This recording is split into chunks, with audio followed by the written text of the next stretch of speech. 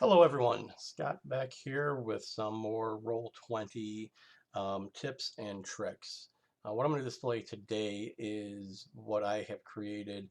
I found this on the web from another YouTube video. I forget who it was, but it's the concept of having a home page for your players to land on. Basically what you're going to do with this home page is just go set up a new page, configure the page however you really want it to be, and move the players to it at the end of every session. That way the players have some place to come, they can see some information, they can go and work on their character, whatever they need to do in order to continue with some of their portions of the campaign.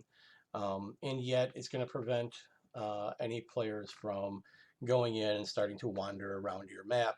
None of my players would do that, I'm sure, but perhaps you do. Um, just a little way to safeguard that. Plus, it gives them, access to some other information that they still have access to in other ways, especially if they're taking their own personal notes. But I like having this out here now as just a quick visual for my characters or my players.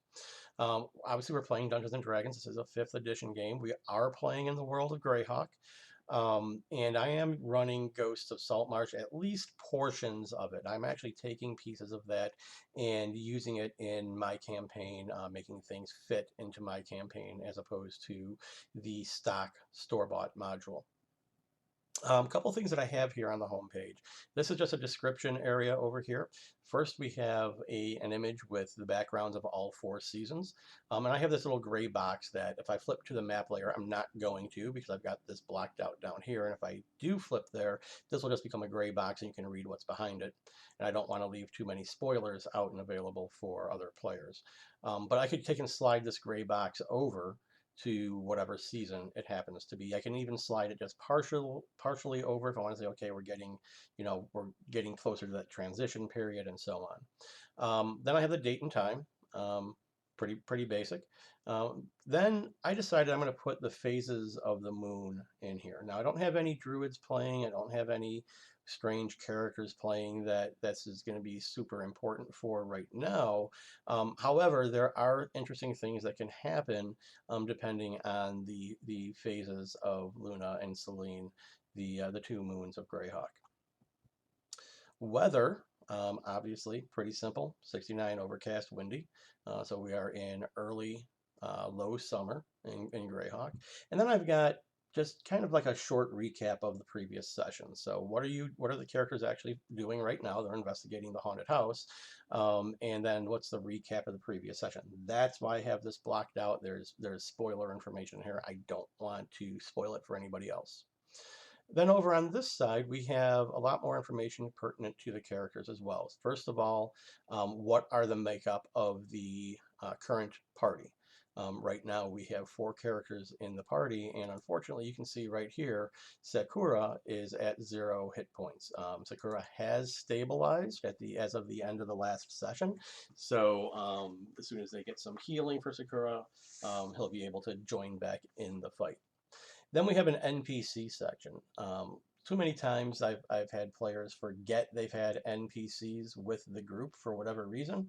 And this is just going to be a visual reminder. There will be a token here for the NPC. You'll be able to click on it, check the bio just to get a refresher on what that NPC is doing. And then the graveyard. It's hopeful that the players will never make it into the graveyard, but you never know. It is entirely possible that they will. And then over here, this is the current region that they're in. They're in this Saltmarsh region. You can actually see I got a push pin here pointing directly where they are, saying that they're at the Saltmarsh Haunted House. The player's index will come here in a second. I'll just share a little bit more information in a second. Down here, we have 3 goals or objectives that the characters have come across so far through their explorations. Right now, they're investigating the haunted house. They've heard about some goblins out in the world.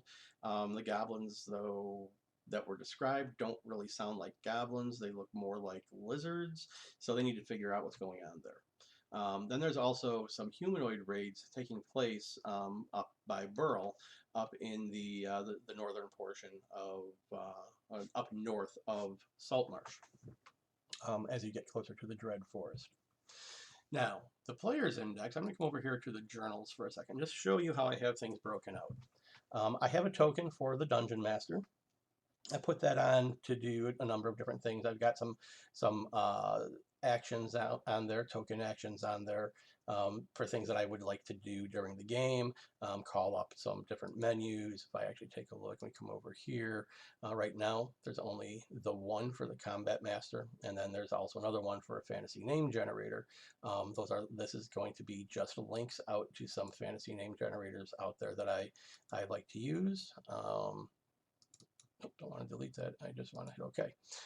And then the Combat Master. This is an add-in, one of the APIs that you can select to use if you have a pro account. I will be adding more and more to this as time goes on. I had a bunch in here that I no longer need because Combat Master has taken over all of the functions that I use for that. And you can see just a fork. I just grabbed anything and put out there. All right, so let's go ahead and close that. Some other things I do, I create a folder for the player characters, and then I create a folder for each character out there. And then whenever there's some handouts that I want to give to the characters for items that they have picked up, I will go ahead and drag them under the character folder. So these books are pretty cool. The two that I like the most, the magical properties of gemstones, the magical properties of herbs.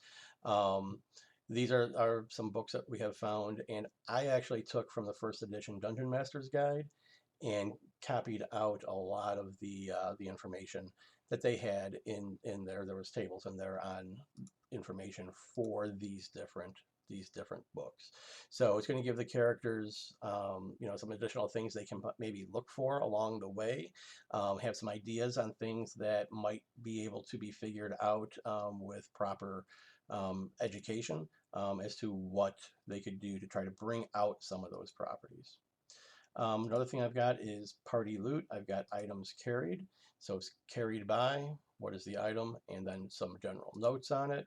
And then items not with the characters, where are they, what is the item, and again, some general notes.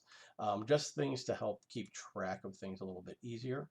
Another thing I have is these players handouts, and this is really cool. I'll come back to this in just a moment because it's going to be a little bit bigger. NPCs known, they haven't really met any notable NPCs that they really wanted to keep track of as yet, so this folder is empty, but eventually I'll have it broken down with location and then a character NPC that's out there.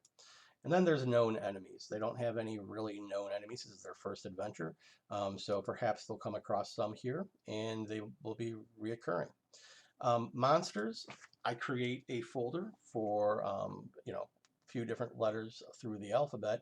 And when I go and create a monster, I will go ahead and add them into one of these folders. Now, right now, I don't have any additional monsters specifically created, and I haven't modified any of the monsters coming out of the compendium. But if I did, I would go ahead and stuff them inside of there. Random encounters. So here I will put in creatures that are going to be in random encounters that the characters may run into.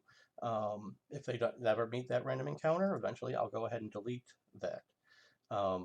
Cool thing that I have with Roll20, I've got the virtual tabletop enhancement suite, which is what gives me this cool little toolbar here for my maps, much easier to deal with, a bunch of other functionality, as well as Better 20, which will and the 5e tools, which again brings a lot more functionality. And then I've got Beyond 20 linked in as well, even though I'm not really doing anything with D&D Beyond at the moment. That's there. It has a couple of other features I'm using. Roll20, I believe, has now added a delete folder and contents option. I don't remember if that's part of the basic. I know both Better 20 and the VTT enhancement suite brings those options as well. So it just makes it easier. I can go ahead and right click that folder and get rid of it. Now I did buy the adventure, Ghosts of Saltmarsh, for Roll20.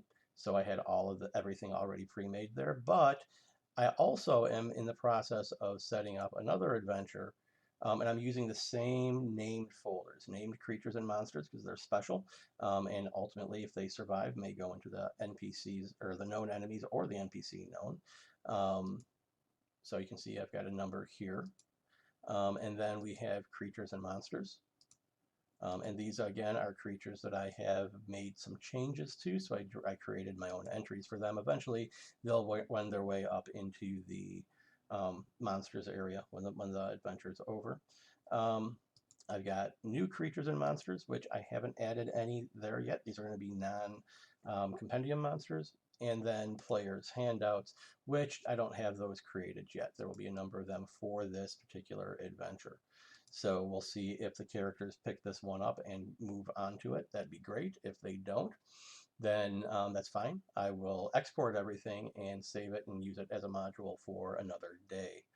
I also bought the tactical maps, the Adventurer's Atlas, which is kind of cool because it brings a lot of that same kind of information, stuff I can use to make quick random encounters for and so forth. But let's go ahead, let's go back to the player's handouts. Now, there's a lot of different things here in the player's handouts that I have gone and created.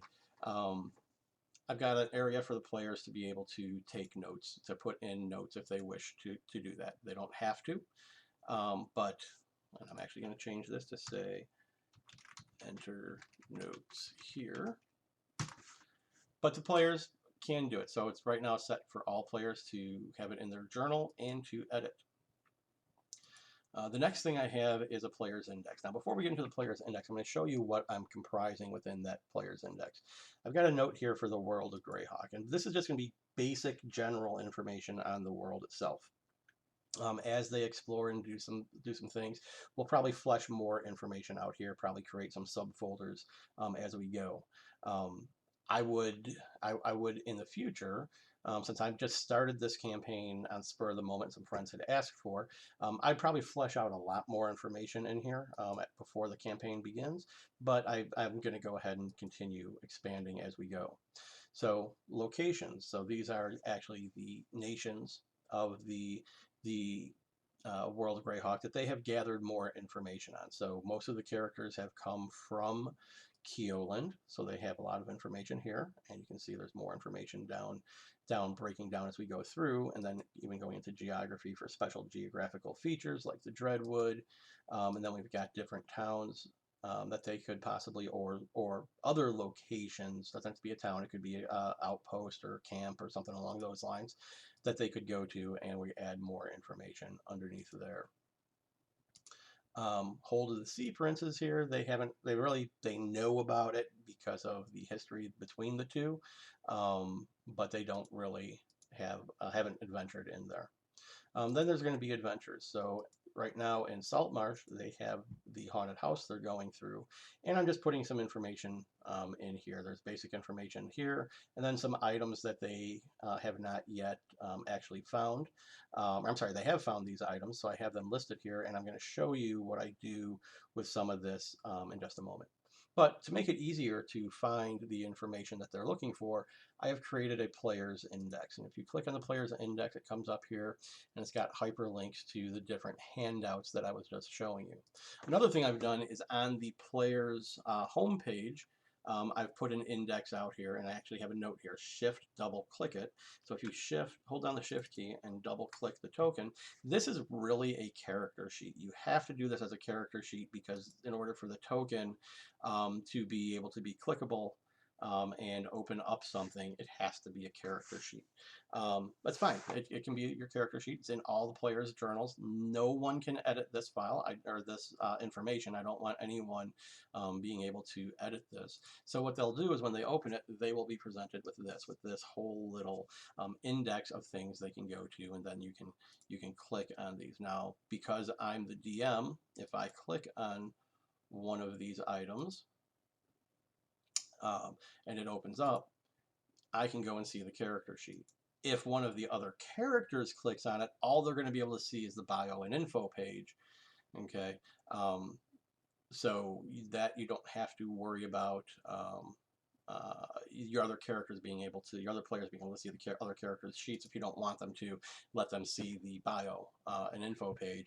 So back to the players index, we've got a bunch of different things in here again: campaign players notes, items carried. So these are items that were probably just recently picked up. Who has it? What is it? Any notes about it? Same thing with items that aren't with the characters. Where are they? What's the item and what's the note?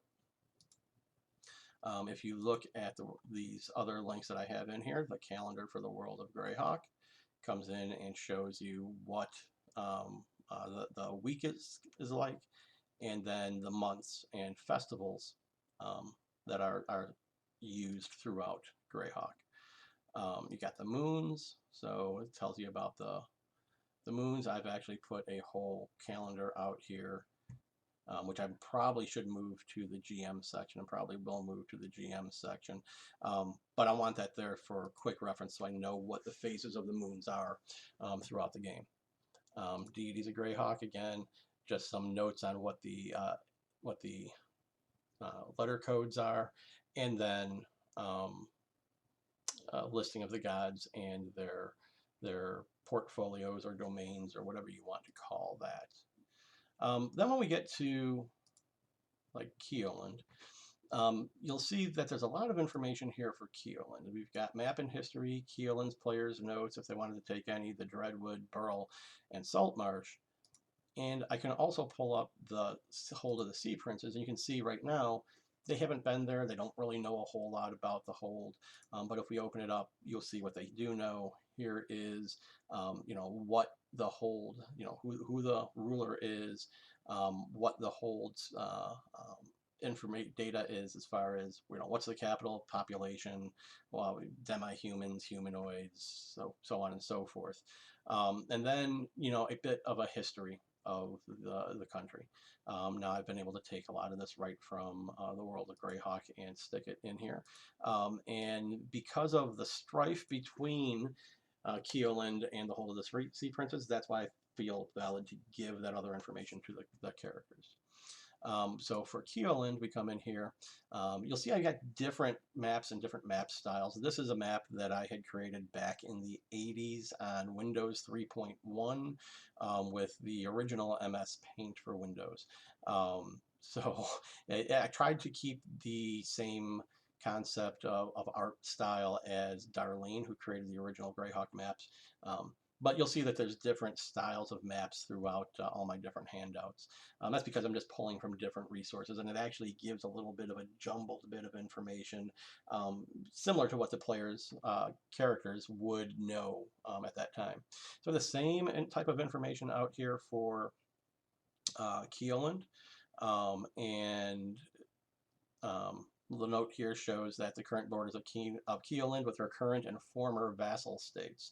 So some of these vassals have broken free from Keoland in recent years, but I still wanted to show the whole area because it's still a common background between them.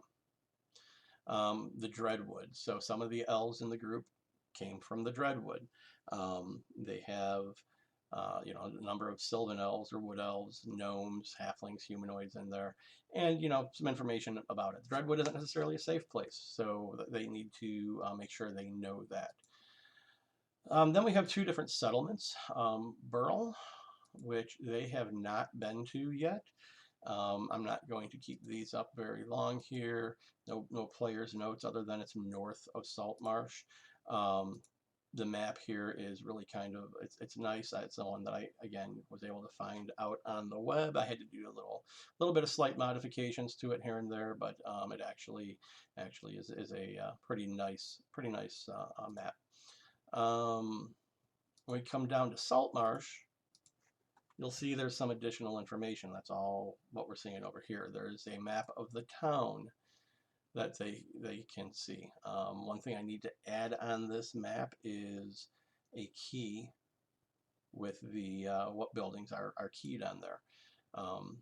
There is a region map. So this Samantha has done this Greyhawk maps. She is phenomenal, and you can zoom way in on these. She's done a great job with these maps. Players notes, they don't really have any notes going on in here yet. And then there's the traditional lists. So these are different factions they're going to end up finding. And this is the one group that they've learned information on so far. Again, players notes for the house. I'm going to have players entering notes here, and then I'm going to have additional handouts here. Now I'm going to go ahead and close this. We're going to come back to this in just a second. There's a paper with 3 lines of writing, so that is on here. But if you notice on the player's notes, there's some things you don't see over here. There's these Book of the Magical Properties. I already showed you that under Kika's character folder. It's because once one of the characters takes it, I'll slide it up into their character folder. However, because this is where they got it and everything, I'm going to keep it here as part of the index that they can see easily. So players will enter notes up above. I'll have notes down below. Now, what I want to do, they have found this book, the book of The Secret of Ye Philosopher's Stone. So what I can do is I can copy this, just copy the title of the book, and then I'm going to go ahead and close the book, and I'm going to edit this handout. Now, when I edit the handout, you can see all of those show up as hyperlinks. And there's lots of different ways you can do this. This is, I found, to be the easiest way. Is if you use the square brackets, paste in the title of the handout, and then close the square bracket and save it, it now shows up as a hyperlink within the document. That's cool, right? So what I'm also going to do, I'm going to edit this. Because they have found this, I'm going to put this into all players. So anyone can go ahead and look at what it's saying.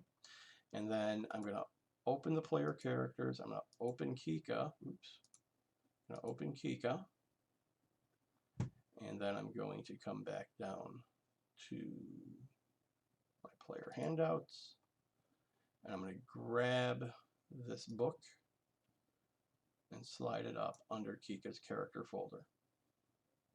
Now, they have this. They haven't said who is holding this, so I need to find out who that is. So what I'm going to also do, I'm going to go into, well, let's do it from over here. We'll close it, and we'll close this, and we'll close this. Now it does open all of these handouts as separate items. Downside, but it is it's still a nice, handy, fast, and easy way. Edit.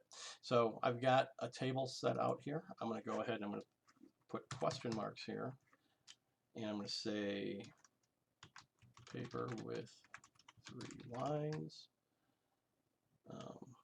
some sort of, actually they didn't figure out that it's a code yet. They probably will so soon.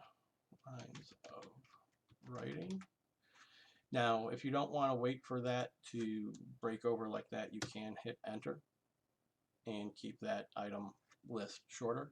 And just in case you wanted to, you can add rows above and below, or columns, delete rows, delete columns, delete the whole table using these buttons here. So I'm going to just leave that there. So now the characters are going to know. They're going to have to tell me who is carrying that. That's important. We'll move that over to that character and we'll go from there. So that's it. That's how I like to do some of the organization and information sharing with the players through the campaign. This is continuing to evolve for me as well. If I come up with any other cool tips or tricks, I will go ahead and add those out here as well. As usual, please leave comments below. If you have any tips or tricks that you think are cool, go ahead and add those there. And when I compile enough additional tips and tricks, I will go ahead and add those in as additional videos. Constructive criticism is always welcome as well. So everyone, enjoy your time. I hope this is helpful and gives you some ideas on how to spur on to create some additional content in your campaign that isn't necessarily adventure related, but really can drive value. Thank you and have a great day.